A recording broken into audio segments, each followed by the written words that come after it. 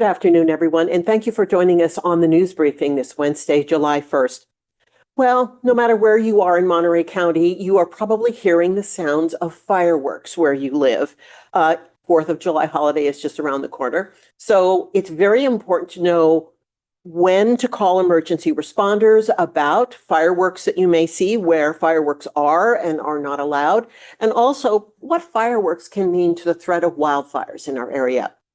So for that, we're very pleased to have joining us today Matt Lumadue. He's fire prevention specialist with Monterey County Regional Fire District. Also Curtis Rhodes, CalFire BEU, both here to talk about fire safety. Matt, I'm wondering if we might be able to start with you, because I think you've got a great presentation on what people should know about when and where they can use fireworks. Yeah, thank you, Mia. Thank you, everyone, for being here today. To be honest, I don't have a presentation, but I do have some pointers that I would like to talk about. We go over this every year, and looking at the attendees on the list of people here, a lot of us are from the county or from an organization where we talk a lot about this to the public. But for those of us that are public and are able to share this information with the public, I really thank you for trying to share this with people. I think the more that we share the valuable information with everybody, the more word gets out. And to your point, Mia, yes, I live in Seaside, so I have been hearing the fireworks every night for about 2 weeks now. Not to beat a dead horse, but I think the majority of us know what some of the safety regulations are and the things that should be taken into consideration when using the safe and sane fireworks. Please know that any fireworks that leave the ground are illegal. If you are going to be using fireworks in a safe and sane area, such as the cities where they are allowed, like Salinas proper, inside of Gonzales proper, the very center of the cities where they are allowed is the only places you can take fireworks. Please do not take them outside of the areas you buy them, because not only is that illegal, but the reason for it is it's because it's dangerous. As soon as we take fireworks into the more rural areas, the chance of ignition of a wildfire is much greater. So of course, we don't want to light any fireworks near grasses, any bushes, anything like that. If you are using the safe and sane fireworks, make sure that you buy them from a licensed dealer that does carry the state fire marshal's stamp of approval. Also, all products that you buy should have that same stamp of approval as well. And again, make sure to use them in a safe area within the city limits that you bought them. Transporting them, again, is a crime and carries a hefty fine, as well as launching off any fireworks that are illegal in illegal areas. Up to $1,500 a fine per firework that leaves the ground. So if we could really try to emphasize that to people. First off, I want to wish everyone a very happy and safe 4th of July. I personally don't think there's a lot of ways that we're going to be able to curb illegal fireworks, but I think the more that people realize how dangerous they are, not only to themselves, to their property, but to the surrounding areas, it may start to lend a little bit of hand of education to people. And that's really what I'm hoping that we can all team up to do, is try to educate people a little bit better. I can't wait to hear what Chief Curtis Rhodes has to say. CalFire is definitely a leader in fighting of the wildland fires, and they are going to definitely tell us that it's dry out there. The fuels, the grasses, everything out there is primed and ready to burn. So using fireworks safely this year is imperative for everyone. And again, I want to emphasize, please, if you are going to participate in the safe and sane, make sure to use them in the city that you bought them, in an area that is surrounded with nothing but concrete.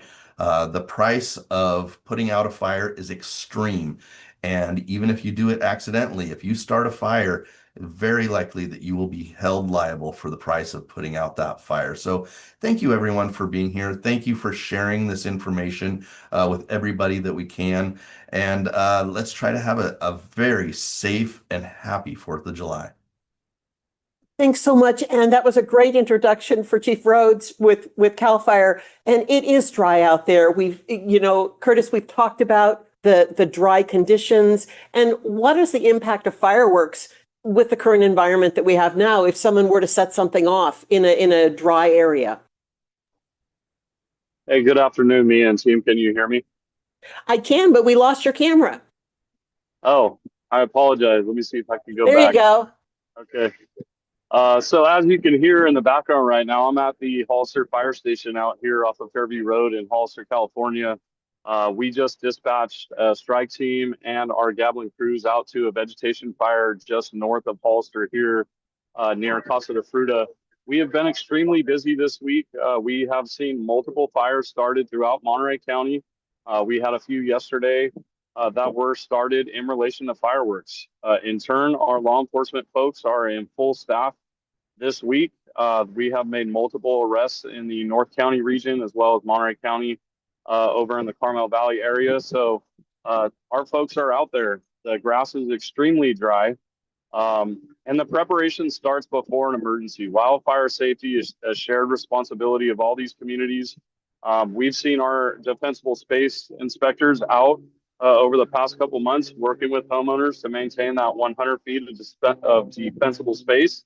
And that includes removing the dead vegetation around the structure, mowing the grass, ensuring that your roofs are clean, your gutters as well. Even with the safe and sane fireworks, they emit sparks that can absolutely start a wildfire. And I thought Matt brought up a great point with that is where you see these fireworks stands being set up and them distributing fireworks, those are the areas or the communities that are allowing fireworks to happen over the 4th of July weekend. Do not go into those areas and purchase those safe and sane legal fireworks and take them into other communities where fireworks are not legal and light them off. It only takes one spark. As you can see behind me with the flags, I'm glad my camera's working, but it's early noon here already, and we already see the wind impacting our region.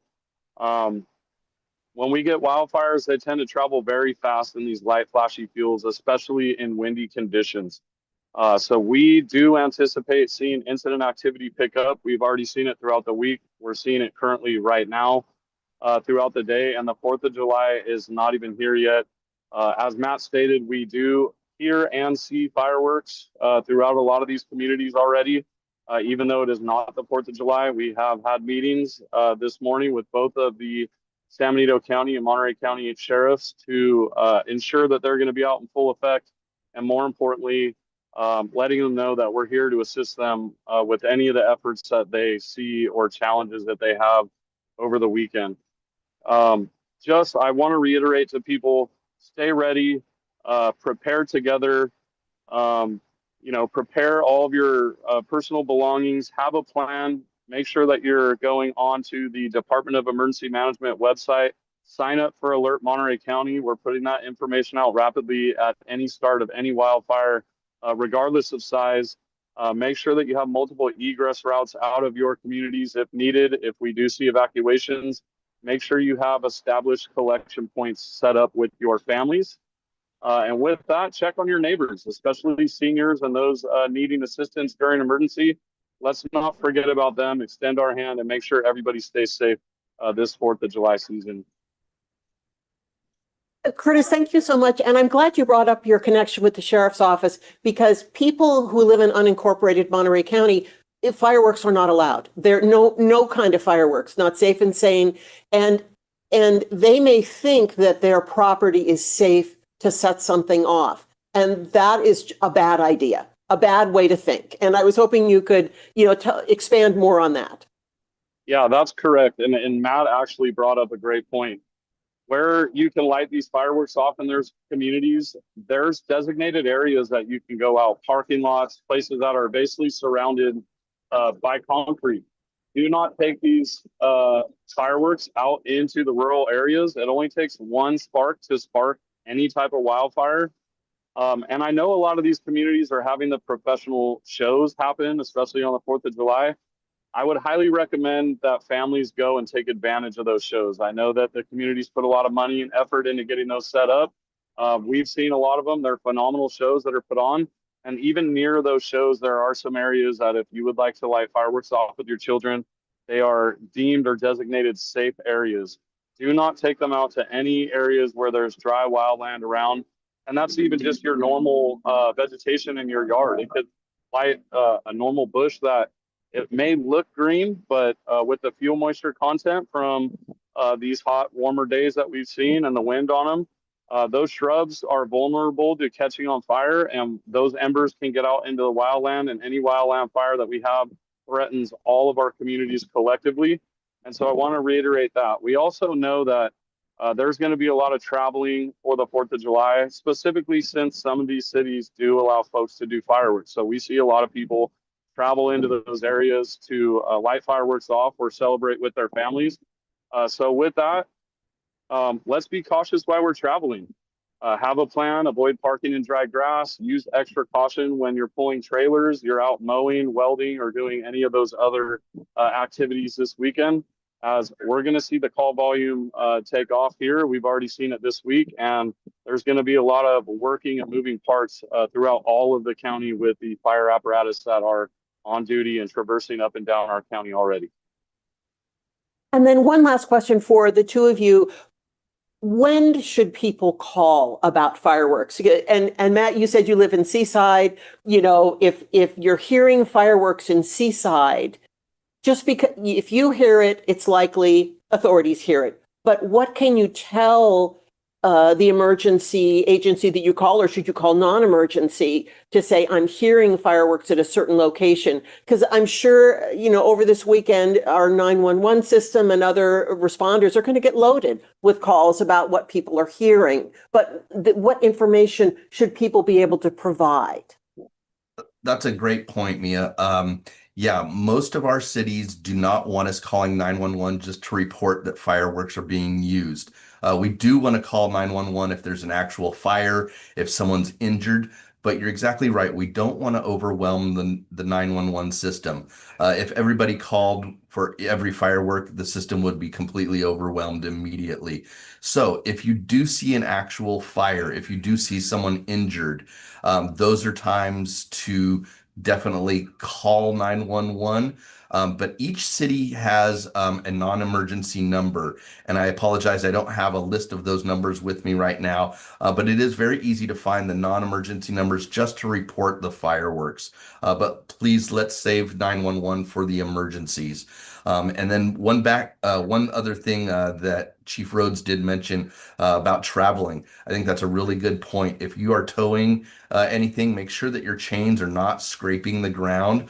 Many fire stations also have chain covers, which is a small section of used fire hose that you can slip onto the chains before you attach your trailer, and that helps from any chains grinding and dragging along the road. Also, make sure that your catalytic converters and exhaust systems for all vehicles are in good working shape. I know that Chief Rhodes and I have both been on roadside fires where we see fires every about quarter of a mile because people's exhausts are spitting out little bits of carbon. They're just enough to ignite that really dry grass. So anyone traveling, please use caution. And as always, make sure that your vehicle and trailer are in good working condition before you set out on the road. Thank you both so much for being here to share this important information. We want everyone to have fun this weekend, but stay safe, because you don't want to have the happy holiday weekend turned into a disaster that you can't, you won't ever forget. So thank you both for being here. Really appreciate it. Well said, Matt. Thank you. And thank you. Thanks again. Moving on to our next topic now. As our older population increases, so do the number of reports of elder abuse or neglect. It's important for everyone to know about the County of Monterey's Adult Protective Services and their work in safeguarding seniors. It's also very important for us to recognize red flags and warnings about neglect or abuse. So we're very pleased to have Emily Nicholl here. She is with our County of Monterey Department of Social Services, and she's going to tell us all about Adult Protective Services. Emily, thanks for being here. Thank you. I really appreciate the opportunity to talk about Adult Protective Services.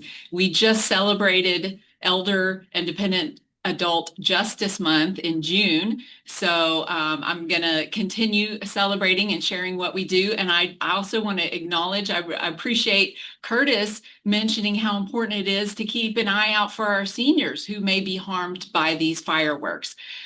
So I have a little presentation, if it's okay for me to share. Yes, please. Okay. Okay, is everybody seeing that okay? We see it. Great. So our program, the mission of our whole branch, which includes much more than just adult protective services, is to empower and serve our aging population and people with disabilities. We want them to be able to live safely and with dignity, ideally in their own homes. And as Maya mentioned, our older population is growing. Right now, 20% are 60 and older. But in just a few more years, estimates are that 25% of Monterey County's population is going to be 60 and older. And therefore, will be able to access adult protective services. So just to clarify who is eligible and who could be referred for adult protective services, it's anybody, any elder or dependent adult who is living in the community in their own home. So this does not include those who are in assisted living or skilled nursing. The Ombudsman program works with folks in those situations. So we're focused on the ones who are in their own homes. So an elder is defined as 60 years and older. That changed from about 5 years ago when it used to be 65. And this has allowed us to do a lot more prevention before they're really starting to age. So a dependent adult is anybody 18 to 59 with a physical or mental limitation who needs assistance with being able to carry out their normal activities and may have difficulty with protecting their own rights. So we respond to reports 24 hours a day. We have a standby team working nights, weekends, and we are there to respond to any calls with concern about seniors or dependent adults. And that team investigates those allegations. They develop service plans and provide some short-term case management. But I want to clarify some really important principles of adult protection because there's some myths about what we can do. I used to work in child welfare, and when we had reports of abuse or neglect of children, if it was bad enough, we could call law enforcement and go with them and remove the children from that unsafe situation and place them in foster care. Adult protective services staff do not have that capability. We work with our law enforcement partners to be sure, but we are unable to place them without their consent. So some of the principles include their right to be safe, and they retain all their civil and constitutional rights unless restricted by a court. So unless they are conserved, again, they have the right to make their own decisions, even if we disagree with them, even if they don't conform to social norms. And that means they also have the right to review services. So our social workers have got to be really skilled at just getting in the door in the first place, and they are. So when they get in there, what are they going to do? We're going to evaluate the report, see if it applies, how fast we're going to go out. It'll be assigned to an investigating social worker. And we do, at the time of a report is made, cross-report to law enforcement anything that could potentially be a crime. So physical abuse, caregiver neglect, sexual abuse, all of those things are already cross-reported to law enforcement, who then decide how fast and if they're going to go out, and they're on a separate track from us. But again, we do collaborate and work together. The social worker is going to conduct a thorough risk assessment, develop a service plan, and collaborate with service providers and family members. And we work with a broad range of service providers, including behavioral health, hospitals, Alliance on Aging, Meals on Wheels, many different partners. And if the client that we're going out on is not receptive to services, but they're okay with us talking to family members, we share those resources with the family members as well. We can only provide short-term case management because the volume of referrals, as you'll see later, is so high that we really have time just to do our investigation and do some crisis stabilization. We only have 14 social workers doing investigations for the entire county, which goes from Watsonville all the way down to past Lockwood. So we do have one social worker who, with our Home Safe program, who is able to provide longer term case management when we're trying to prevent a senior or dependent adult from being evicted, or to improve their housing situation. And as I stated earlier, we provide a lot of information referrals. A lot of our job is just kind of educating seniors and dependent adults about many things such as scams. So this is a list. You're probably familiar with all of the things that are reportable. And for those watching, think about which one of these you think is the most often reported. And the answer is self-neglect. So 46% of our cases last year were self-neglect.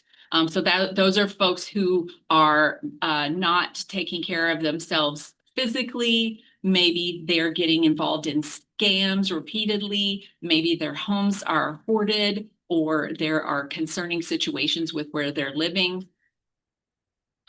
The other really big one, almost 1 in 4 of our calls are about financial abuse. And so many times it's people who we've never heard of before, that we've never gotten a report on somebody. It's just yet another person, another senior who has been scammed.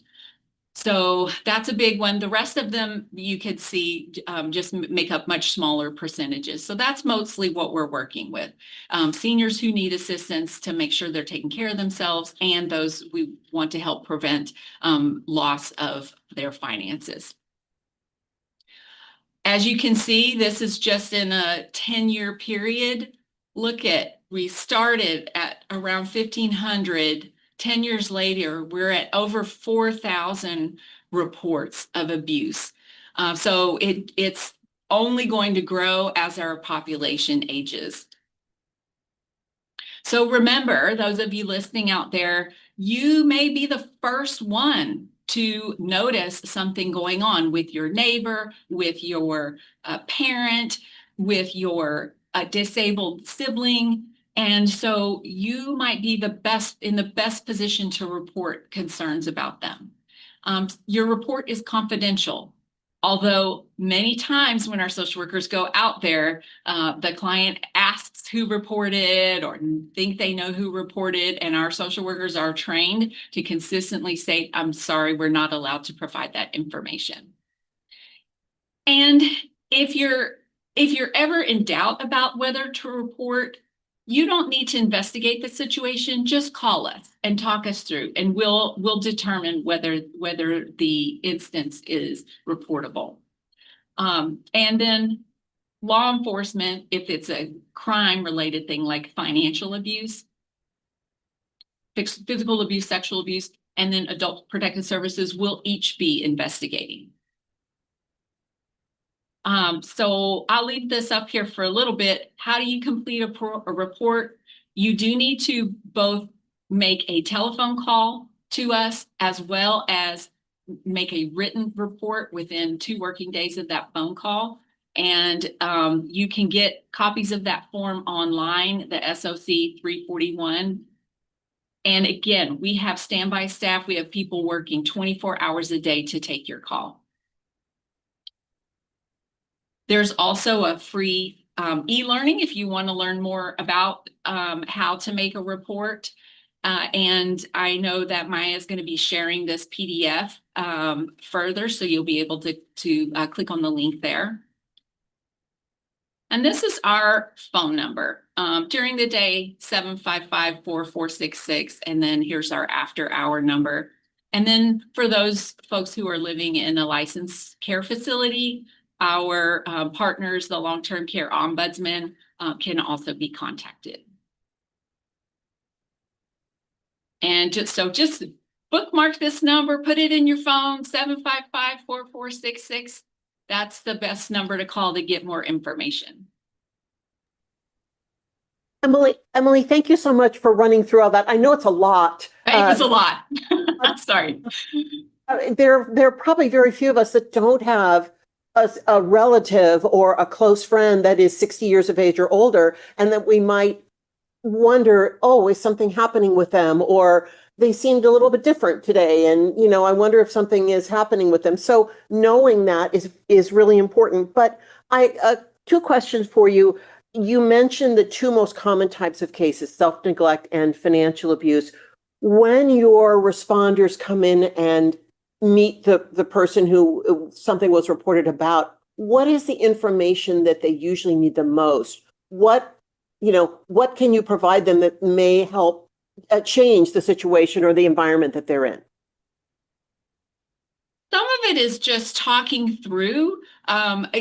We see a lot of romance scams, and sometimes it's kind of talking through, well, how did you meet this person? And have you ever met them in real life?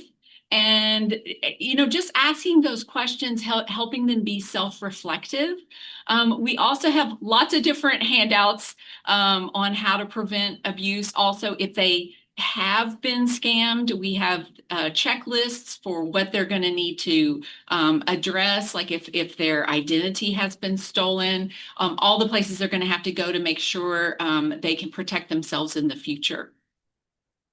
And I'm also wondering, if you could, to help us kind of put it into perspective, could you talk about kind of the two avenues that could happen if a report was made or somebody called you, a case that was investigated, and what happens when maybe nothing, comes of it, and then what might happen with the sample of a case that would escalate? Great question. So sometimes we go out and it turns out we have families that call reports on each other. And it sort of can be a he said, she said, and it's unclear. There's no evidence that any abuse or neglect happened. And sometimes it's really a misunderstanding of the reporting party of what they saw or what they thought they saw. And so we still provide resources if in the course of our assessment, we see that there might be some needs for that person we're checking out. If we find that the allegation is confirmed, if it is a crime, we cross-report again to law enforcement, telling them this is what we found in our investigation, and we attach our report as well as the original report for reference. And again, they're on a separate track trying to find out if this meets the bar for a crime. And sometimes it does, and then it goes all the way to arrest and that sort of thing. Sometimes especially if we have somebody who's at risk of homelessness, we may see if they're willing to voluntarily work with our home safe case manager to see if we can assist them. Sometimes that can include some financial assistance. It can go on lots of different tracks. Sometimes we see that the person they just truly do not have the capability to take care of themselves. Perhaps they're at risk of losing the house they own because of their either a cognitive decline or mental health issue. So we'll refer that case to our partners at Public Guardian's office, who will do an investigation, and we would consider they're the ones who would determine whether someone needs to be conserved. That's a long process. It's a long investigation. It's court hearings. And that's something like we don't want to do that. We want to try to provide enough support that maybe it may be bringing family members in. Sometimes we're on the phone calling family members with permission from the client, letting them know what's going on with their loved one to see if we can help them wrap around and support this client. Emily, thank you so much for walking us through this. We're never too old for a safety net, right? Right.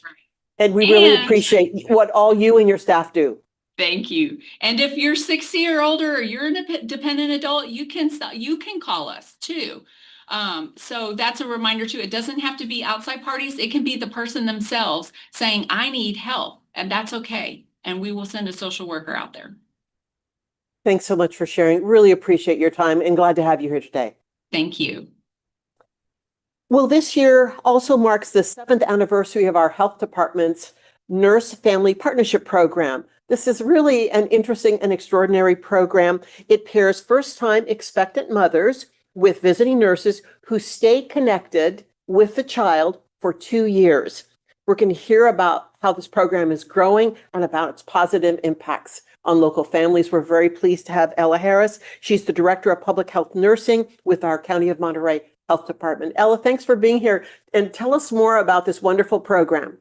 Yes, thank you so much for the invitation, and love that we just heard from Adult Protective Services. Now we're going back to the beginning of a family with pregnancy and first-time moms with Nurse Family Partnership.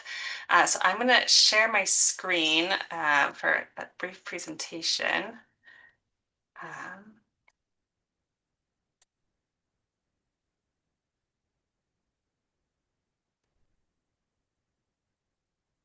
Are you able to see?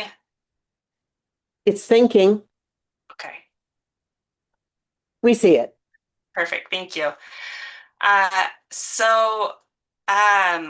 Nurse Family Partnership is an evidence-based home visiting program that pairs a public health nurse with a low-income first-time mother during pregnancy.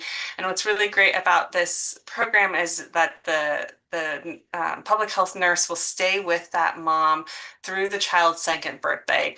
And so it's a program that sees that builds a relationship between the nurse and the family to see long-term positive impacts. It is a national home visiting program, and it has, with over 40 years of existence nationwide, and it has been in Monterey since 2018. And so I'm going to share a video from Nurse Family Partnership, the National Service Office, that highlights the experience that many participants have going through the program.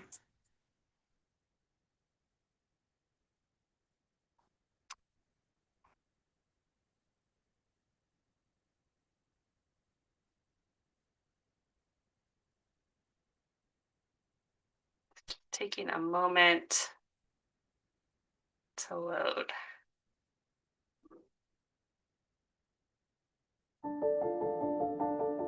When I found out I was pregnant, it was the summer before 12th grade. I was so scared. It was really difficult not having my mom, my dad. As an immigrant, I didn't know how things were working here. I was at rock bottom, and I found out I was pregnant. I want better for myself and better for my life and his life.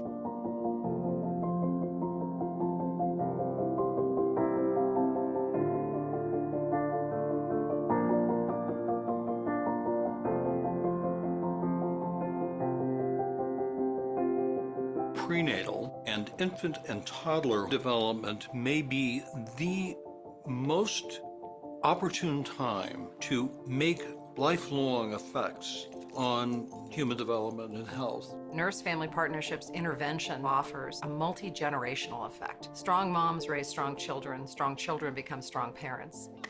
With Nurse Family Partnership, we support families in meeting their health and wellness goals for their physical health, but also what it means to be a healthy family. When a mom has confidence in herself and her abilities, she's going to translate that down to her child. It's going to allow her to work with her child throughout many years as they deal with other challenges that they're going to come up against.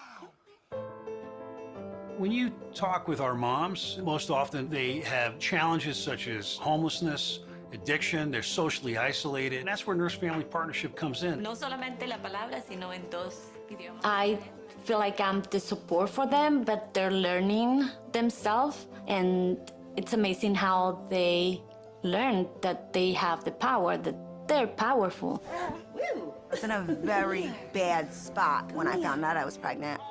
I was getting high. I was very nervous and scared. And then I finally sat down and thought, and I went to John Brooks Recovery Center, and I got put on methadone. It's very common when somebody's going through addiction to have some type of trauma, something that happened in their life that they are trying to cover their pain with their addiction. So I helped her with resources to start counseling. Dawn helps me with everything, learning how to take care of his needs and take care of mine at the same time. James is a very happy, alert baby. His development is right on track. Now he's already attempting to try to crawl. He's a gorgeous baby. Katie has helped me with a lot, and I think she might be my biggest supporter, honestly. With Vicky, I feel she replaced not having a family. She feels like family. She is family now. She's always there. It's not just for the nurse part. She's there for everything. I can't imagine having done all of this without having been in the program. We see long-term effects of the intervention on outcomes that are of unquestionable public health and social importance. Since 1996, we've reached over 269,000 families. If you can change a family, you know you can change a community.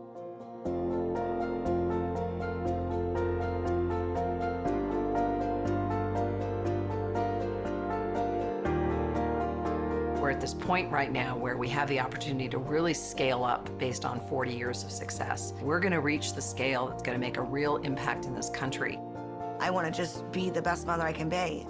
I know there's going to be challenges, but I'm okay and ready for that.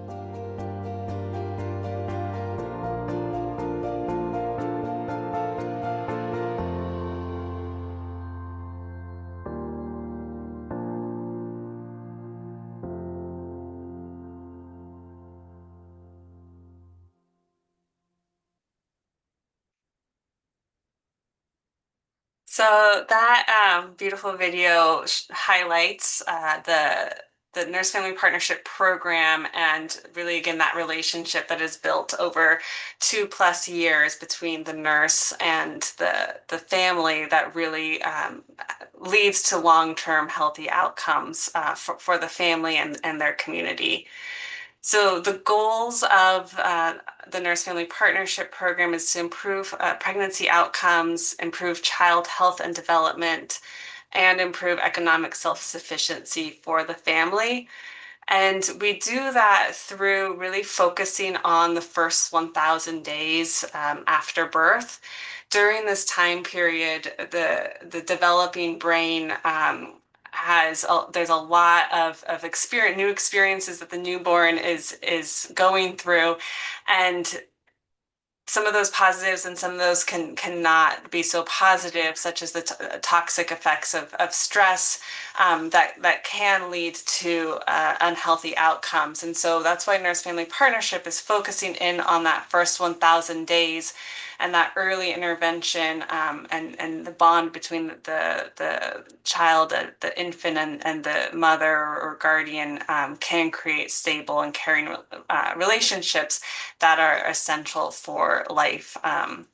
And so that is why we're there in the home doing home visiting in those first 1,000 days with the mom and child. Nurse Family Partnership is an evidence-based program with multiple randomized controlled trials as well as longitudinal studies that have measured the short and long-term outcomes of the program. And these are just some of the trial outcomes.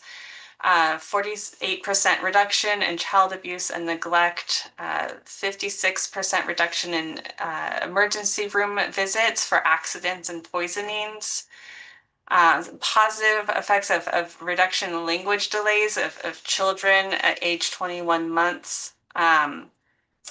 One really amazing thing, because we are seeing the moms during pregnancy, is a 79% reduction in preterm delivery for women who smoke. And then it also goes beyond the health outcomes of mom and baby, with an 82% increase in months employed for the parent. So really wonderful outcomes with the Nurse Family Partnership Program. Here in Monterey County, we have been, Nurse Family Partnership has been here for 8 years. And we did start right before the COVID pandemic. So we actually ended up graduating our first cohort of clients in 2021 and then held our first in-person graduation of clients in 2023. And it's really fun to see the moms and their families and the 2-year-olds by then when they graduate, as it's a 2-year long program. We put them in caps and gowns, and it's a really fun celebration of everything that the clients achieved. Also in 2021, we expanded our services to South County, so we now do cover the entire Monterey County area. And then last year, we expanded our program from 4 public health nurses to now a team of 5 public health nurses.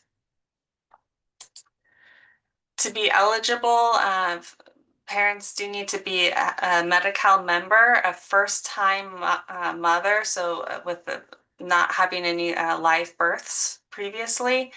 And then they do need to be pregnant when they enroll. And why it's so important to enroll during pregnancy is because that's the time that a lot of great interventions can happen for healthy outcomes for both mom and the child. So if anyone is interested in referring a pregnant mom to NFP, they're welcome to give our office a call. We also have an electronic referral form on our website. And if anyone wants more information, Loretta Franco Espinosa is our supervising public health nurse who's unable to make it today, but she is available also to answer any questions.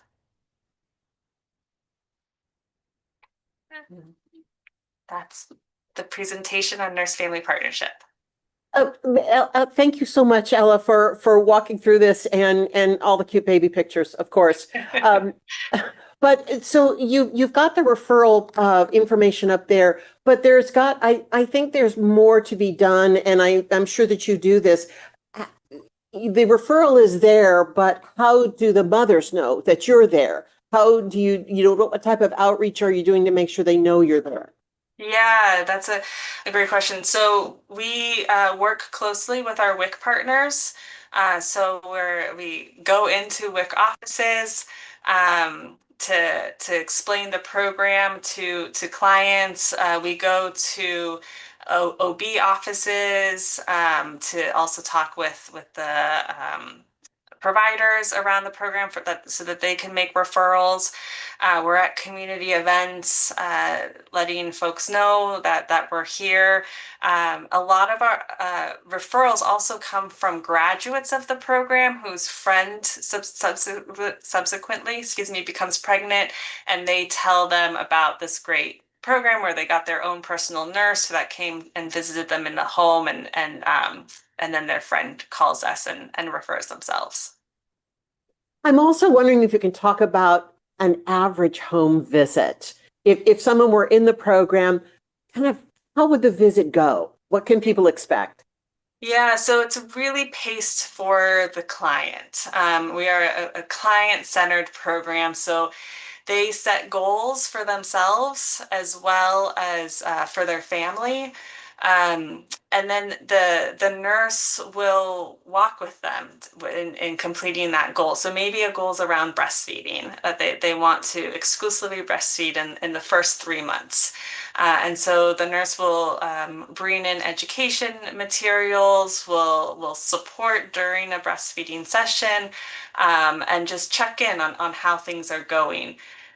Maybe they need a referral to a lactation specialist. The nurse will also help make that connection happen, sometimes calling with the client to get that first appointment, assisting with setting up transportation, just kind of the whole picture that might need to happen to get that client linked into services. Visits can last about an hour, sometimes shorter if need be, and sometimes a little longer, but it's about an hour. And while we are a home visiting program, we do meet clients where they're at. So if that means the client feels most comfortable in a park or at the library, or during a break at work, we'll meet them there. I'm also wondering if you can talk about the outcomes locally that we're seeing. Your presentation had a great slide about what is known nationally about the program. Are the local outcomes mirroring those results as well? Yes. So as we've been here for 8 years in Monterey County for 8 years, and part of that time was during the COVID pandemic, we still have pretty small numbers of graduates, but we are seeing a lot of the same positive outcomes as the national numbers. A really great breastfeeding rates among our clientele, and great healthy birth outcomes as well. So we are very proud of our program so far. Can you tell us how many graduates you've had since you've started graduating? Because I'm still seeing those babies in those cute little caps and gowns. So you're going to have to tell us how many there were. Oh my goodness. Off the top of my head, I don't know exactly the number, but we've had several dozen, I'll say that. But that's good news too. And so for purposes of contact, they can, if somebody's looking for a program or looking for help, because really sometimes people don't know what they're looking for. They just know they need help. So the first place would be to maybe start with the health department and then find you there and put in, a pregnancy help or pregnancy assistance, and they could find you. Yes, yeah. So we are located in the health department, public health bureau. I believe that the contact information will go out, but if someone also just calls the general health department number and asks about pregnancy related programming, it will get to us. We have a lot of great programs that assist pregnant people, and so even if they don't qualify for NFP, we can help find them a program that they would qualify for. Ella, thanks so much for sharing about the program and all the great news that goes along with it. Really wonderful. Thank you. And thanks everyone for joining us on the news briefing this week. Our next briefing is next week, and we'll see you then.